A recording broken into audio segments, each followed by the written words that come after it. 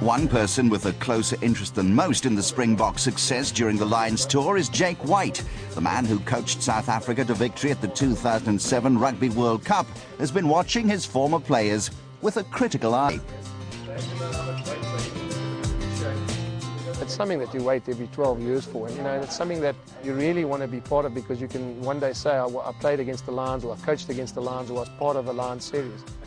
It is difficult sometimes. I watch it and you miss that whole sort of camaraderie, you miss that passion, you miss the sort of feeling of being involved with a special group of players like they are. Last week we met up with White at a coaching clinic he was running with the Australian who helped him lead the Springboks to World Cup success, Eddie Jones. It took place in a local school, an environment in which White is very much at home. He first came to prominence in South Africa as a hugely successful school coach here in Johannesburg. I have very fond memories of being a schoolmaster, very fond memories of coaching, and I think a lot of the lessons I learned as a young schoolmaster coach have obviously helped me in developing as a coach in the international stage. White led South Africa to the IRB Under-21 World Championship in 2002 and took over the senior side 2 years later. They were in disarray, down at 6th in the world rankings. But White instilled stability and belief, and the Springboks immediately won the Tri-Nations. Started in 2004. Jake's first speech to the squad in 2004, after we'd had a dismal 2003, was, guys, we're going to win the World Cup in 2007, but it's going to take 4 years of preparation. And you go back, and at that stage, even I thought to myself, he must have come from a bar to say something that radical at a time like that. White's confidence was infectious, but whenever results dipped over the next few years, criticism inevitably followed.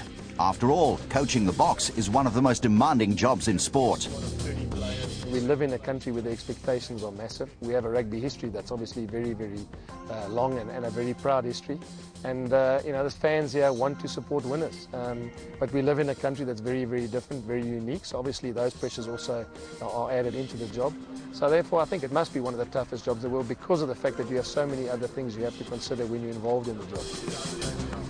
Of course, the 2007 World Cup made the best possible response to his critics.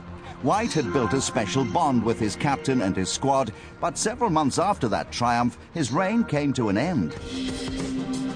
The union decided it was time for a change, with Peter de Villiers eventually replacing him. Still, the players he worked with for so long are in no doubt about the debt they owe to Jake White. If there's anyone that I really need to be grateful for and thank, for the turnaround from 2003 to 2007, I would say the sole recipient of that award would be Jake White.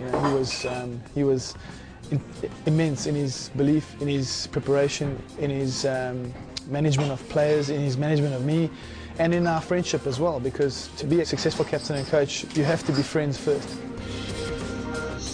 Doc Craven always said, life is a bit like rugby, and rugby is a bit like life. It teaches you lessons. It makes you strong, it makes you understand that there's ups and downs, and especially in top-class rugby, you're going to have the highs and the lows. And rugby's basically meant everything to me, because it's taught me exactly, how to do things, and it's also probably molded me as a person and made me who I am.